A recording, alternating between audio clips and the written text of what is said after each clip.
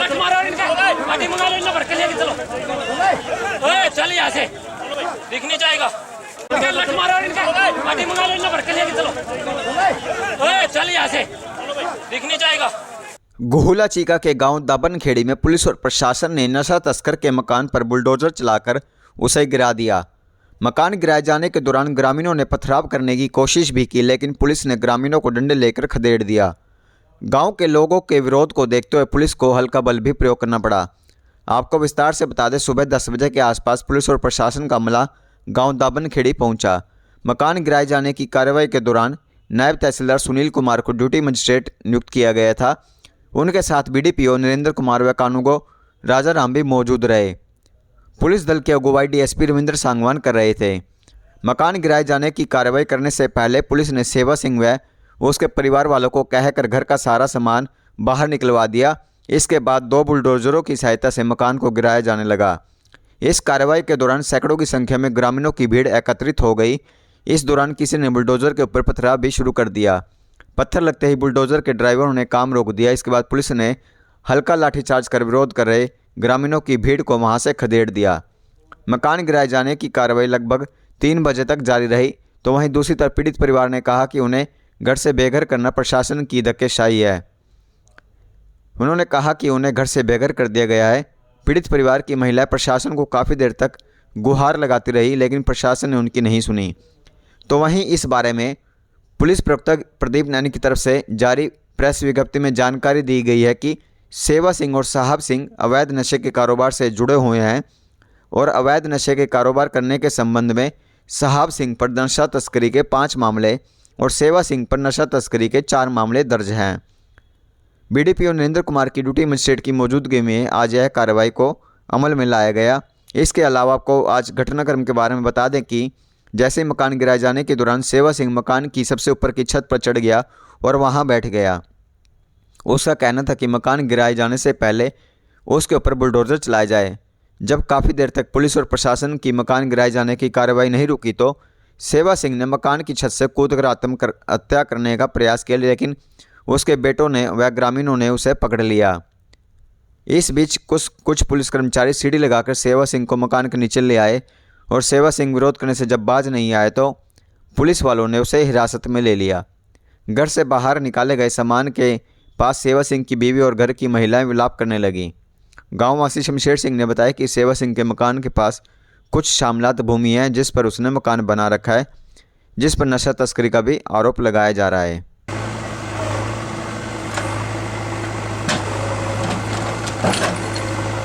जिला प्रशासन ने फोर्स मांगी थी, हमने फोर्स प्रोवाइड कर दी। कोई भी लाइन ऑर्डर की समस्या आएगी तो हमारी फोर्स पूरी तरह से तैयार है। लाइन ऑर्डर की समस्या नहीं आएगी, जो भी ड्यूटी मजिस्ट्रेट का आदेश होगा हमने और क्या मामला था ये, क्या अभी तो मैं तो इसके एनडीपीएस के केस बता सकता हूँ। जो इस पे सेवा सिंह है, इस पे 4-5 एनडीपीएस के केस है, सजा भी है।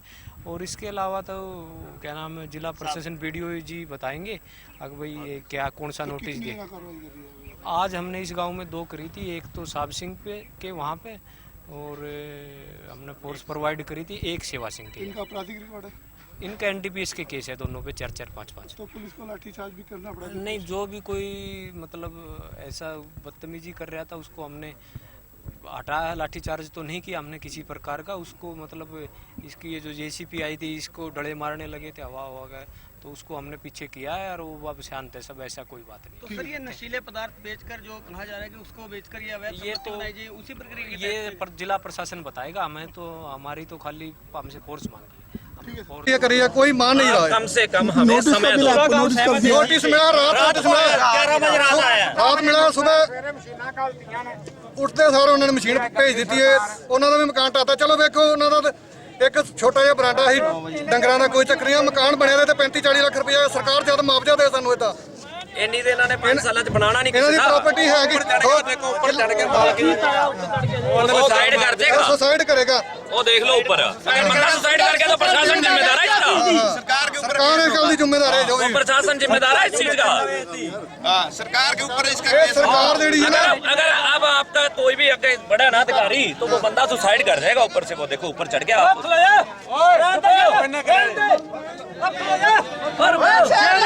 ये देखो क्या हाल है, क्या जाएगा गरीबा।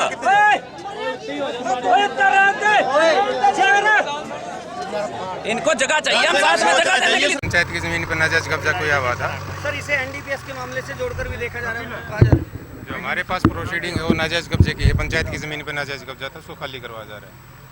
तो आज किस प्रकार की कार्रवाई अमल में लाई गई है? जिन लोगों के नाजायज कब्जे हैं पंचायती की जमीन पर, उनको खाली करवाने का कार्य।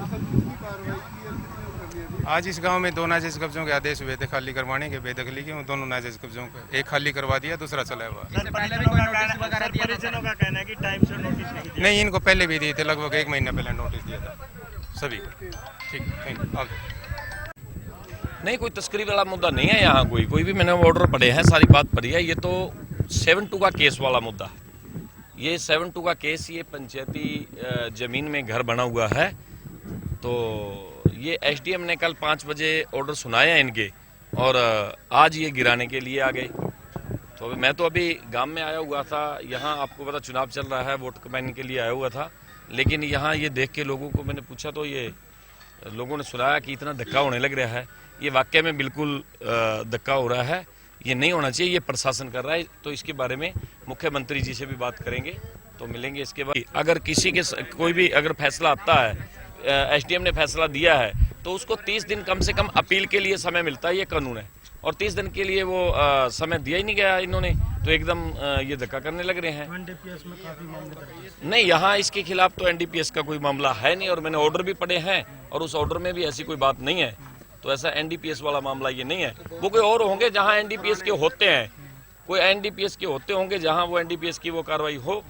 लेकिन जो कानून है, कानून तो कोई अगर कितना भी, हाँ जी,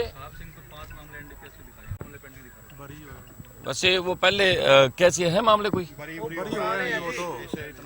अच्छा बरी हुए हैं, पुराने मामले हैं, कोई बरी हुए हैं जो ये बता रहे हैं। हाँ है, उस कानून को जरूर समझना चाहिए। और अभी ये बता रहे थे एसडीएम को एप्लीकेशन भी दी अभी सुबह, शाम को 5 बजे एसडीएम ने कोर्ट में फैसला सुनाया है, 4:30-5 बजे। और फैसला सुनाने के बाद ये एकदम ये आ गया। और इन्होंने लोगों को जब रात को पता लगा कि इनके रात को ये पोस्टर चिपका हुआ दिखा, तो ये एसडीएम के पास गए, इन्होंने एप्लीकेशन दी कि कोई भी आदेश किया जाता है तो वो 30 दिन के लिए उसको रोक सकते हैं जब तक अपील में ना जाए। तो अपील जो फैसला कोर्ट करे तो वो स्वीकार है। मैं कहता हूँ वहाँ कानून के हिसाब से चलना चाहिए। अगर वो इनके खिलाफ फैसला आता है तो बाद में भी गिरा देंगे, ये कौन सा यहाँ से कहीं चले जाएंगे, रहना तो यही है इन्होंने, तो उसके बाद गिरवा देते अगर ऐसी बात थी। लेकिन ये वीडियो गलत कर रहा है, इस बीडीपीओ ने नहीं ऐसा करना चाहिए। एसडीएम से बात हुई तो एसडीएम भी ये कह रहा है कोई बात नहीं, मैं अभी बात करता हूँ, भी इतनी जल्दी नहीं होना चाहिए। अभी एसडीएम से भी बात हुई है, लेकिन ये इस तरीके से धक्का हो रहा है, ऐसा नहीं होना चाहिए। ये आप बीजेपी सरकार में और आपके साथ ही ऐसा सरकार जब बने, सरकार में है, सारे सरकार में है। कौन से सरकार में? सरकार लोगों ने वोट डाली है तो सरकार भी बनी है। तो हम सरकार में, मैं पीछे पूर्व विधायक था, आज के टाइम तो विधायक ईश्वर सिंह है मौके पे, तो उसने भी अभी तुरंत भी बात करनी चाहिए, उसने भी, उसका भी हक बनता है।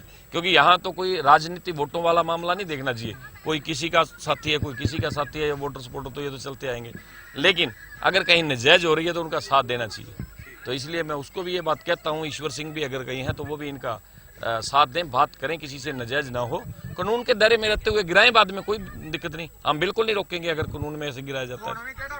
लेटेस्ट न्यूज अपडेट्स के लिए आप हमारे चैनल हरियाणा तेज को सब्सक्राइब करें और बेल आइकॉन पर क्लिक करें। वीडियो को आगे शेयर करें।